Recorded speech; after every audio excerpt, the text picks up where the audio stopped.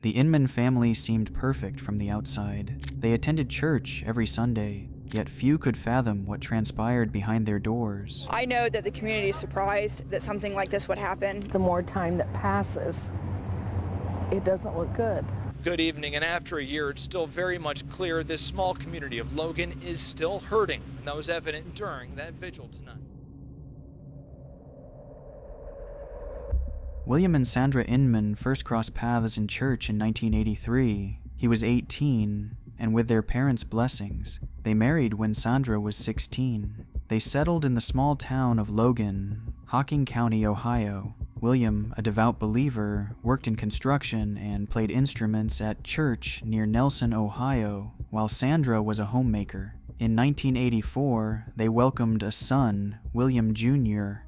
To distinguish between the father and son who shared the same name, the father was referred to as Bill and the son as Will. As the years went by, Will met Summer in church in 2001 when he was 17 and she was 15. Their courtship mirrored that of the older Inmans. After dating for 3 years, they married when Summer turned 18 in 2004. The couple moved into Bill and Sandra's spacious home in Logan. That same year, Bill, now 39, saw himself as a religious leader. He transformed his garage into a makeshift church, drawing neighbors and then their friends. Despite their skepticism towards the self-proclaimed pastor, many found solace and left donations. In 2005, Will and Summer welcomed their first son, Alex. Financial strains began to emerge since Bill's church activities weren't lucrative. Seeking better opportunities, the Inman family relocated to Florida in 2006. There, Bill found work in hotel construction. By 2008,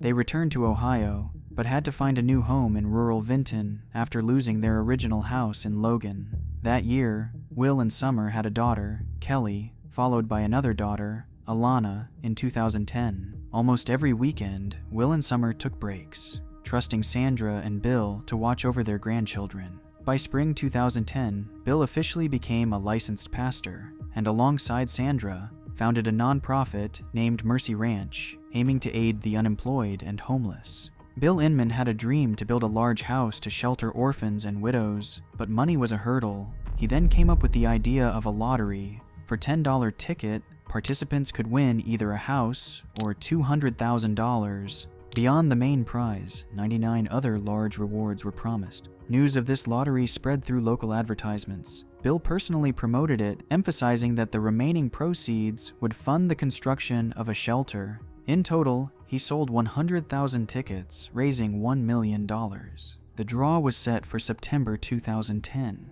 Amidst this, the Inman family was engulfed in chaos. In June 2010, Summer told her husband, Will, that she wanted a divorce after 6 years of marriage. She had penned her feelings in a diary, expressing exhaustion from constantly pleasing others and feeling trapped. She worried about how Will and his parents would react. Fearing the worst, but hoping for understanding, she confessed her desire for independence, prioritizing her own happiness and the well-being of her children. After filing for divorce, Summer moved out with her children to her parents' home, but ensured they could still visit their father and grandparents. By August, she began dating Adam Peters and secured a job as a cleaner in a Logan-based bank, given her lack of formal education.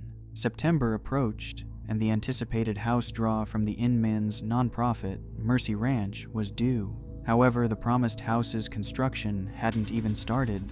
September and October went by without any advancement on the lottery house draw. Mercy Ranch failed to provide reasons and was reluctant to refund participants. By December 1st, 2010, the Inman family faced eviction from their rental due to unpaid rent. Upon hearing this, Summer and her new boyfriend, Adam, visited the Inman residence to retrieve some belongings. However, they were denied entry. Summer called the police, reporting threats from Will. Even upon police arrival, the Inmans refused access. A skirmish ensued, with Will threatening Adam and confronting an officer. Later, Summer detailed her troubled marriage with Will.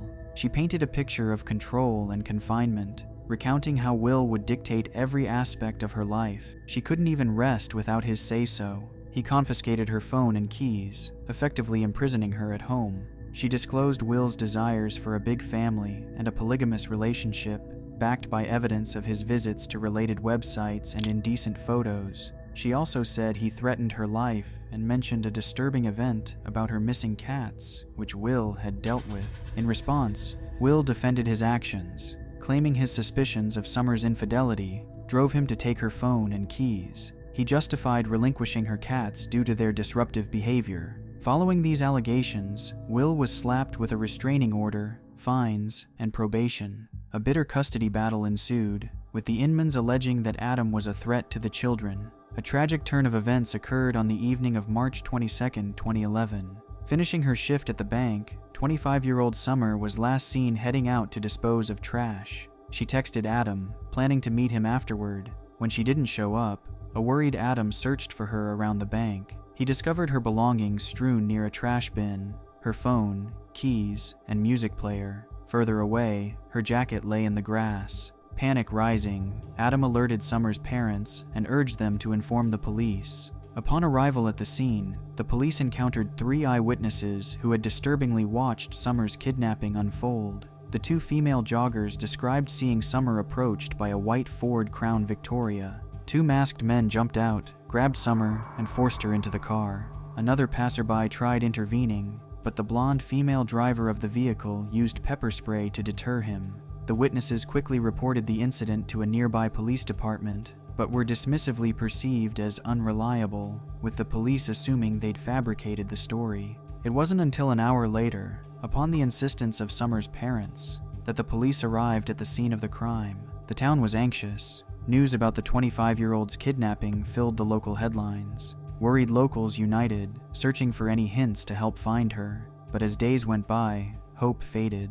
In the midst of this turmoil, a detail emerged. Weeks before her disappearance, Summer had posted a happy family picture with Adam, her son, and daughters on Facebook. Oddly, Adam was Facebook friends with Will, Summer's ex-husband. This raised questions. Why would Will maintain a connection with the new man in his wife's life? A backstory unfolded. Adam had been employed by the Inman family for maintenance work in spring 2010. It was during this time he met and fell for Summer. Even though she was hesitant at first, her diary entry showed a time when she gave in to Adam's pursuit. The diary entry read, "When I looked into his eyes, I realized the devil had taken possession of me. I didn't listen to what God was telling me. My mind screamed, 'Run, get out,' but I stayed, letting him embrace me and then more. I regret this deeply." Adam's entrance marked the beginning of the end for Summer's life with the Inmans. She recognized her longing for happiness and love and decided on a divorce, but the proceedings were prolonged. Just 5 days before her mysterious disappearance, Summer had contested Will's petition in court. He had objected to paying $150 per child in alimony, asking instead for a reduction to $50. At the time, Will's total annual income was a mere $6,000, about $500 a month. Despite this, he and his parents sought full custody of his children. Their efforts, however, were in vain.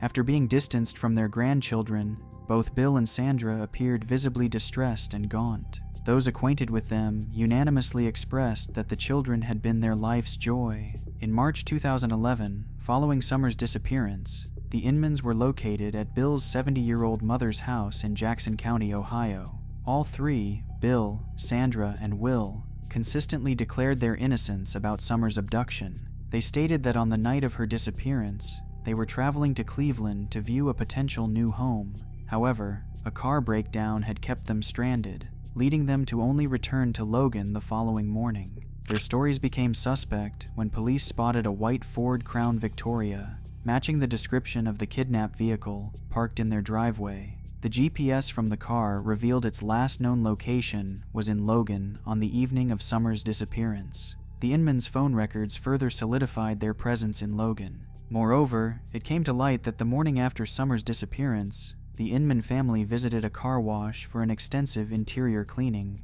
Subsequently, they headed to a car shop in Cleveland, where they swapped their nearly new tires for used ones. Employees at the shop found the exchange peculiar. Additionally, Bill tried to change the car's appearance by taking off a police spotlight from the driver's side door. Bill, Sandra, and Will were taken into custody and questioned. During the interrogation, all 3 maintained their innocence. However, a few hours later, understanding the gravity of the situation and the potential of facing the death penalty, Sandra Inman confessed. She revealed that they were the ones who had kidnapped Summer on the night of March 22nd, and the men in black masks were her husband, Bill, and son, Will. Sandra said the kidnapping and intimidation of Summer was entirely her idea. However, things took a tragic turn. When they forced Summer into the car, they bound her so tightly with plastic ties around her arms, legs, and neck that she suffocated. Will realized Summer was struggling to breathe.